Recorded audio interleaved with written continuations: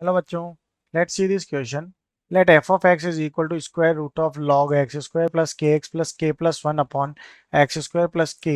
If f of x is continuous for all x belongs to R, then the range of k is.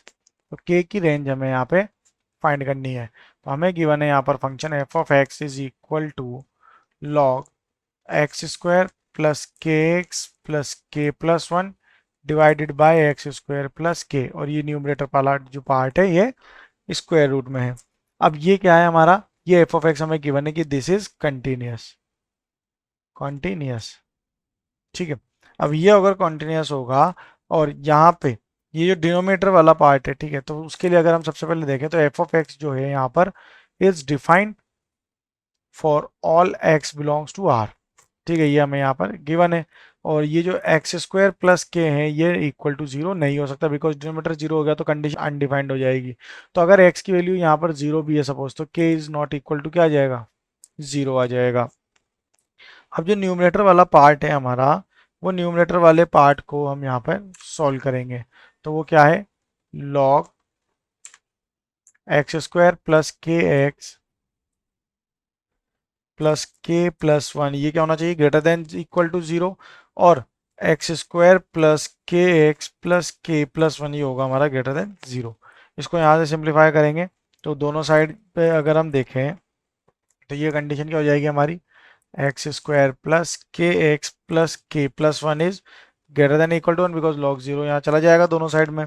तो ये हो जाएगा, इस तरह से वैल्यू हो जाएगी. तो यहाँ पर हम इसे लिखेंगे X square plus K X plus K is greater than equal to zero.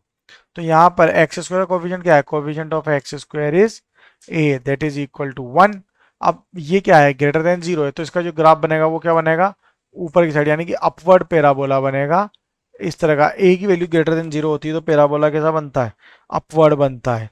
तो ये अगर ए ग्रेटर देन जीरो है तो डी क्या हो जाएगा हमारा, less than equal to zero. इसका मतलब अब डी लेस देन, तो डी की वैल्यू क्या होती है, B square minus four A C is less than equal to zero. तो बी स्क्वायर यानी कि के एक्स, तो जाएगा K square minus four into one into K is less than equal to zero. So K square minus four K less than equal to zero. K common ले लेंगे तो K minus four less than equal to zero. यहाँ से के की दो value आएगी, zero and four. ठीक है, ये होगा positive negative and positive.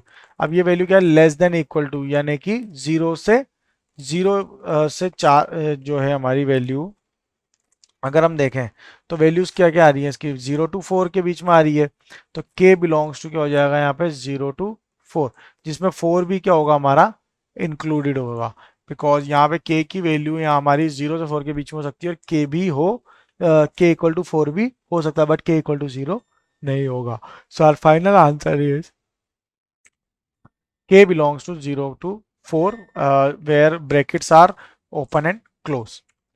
So our final answer is option B. Best of luck.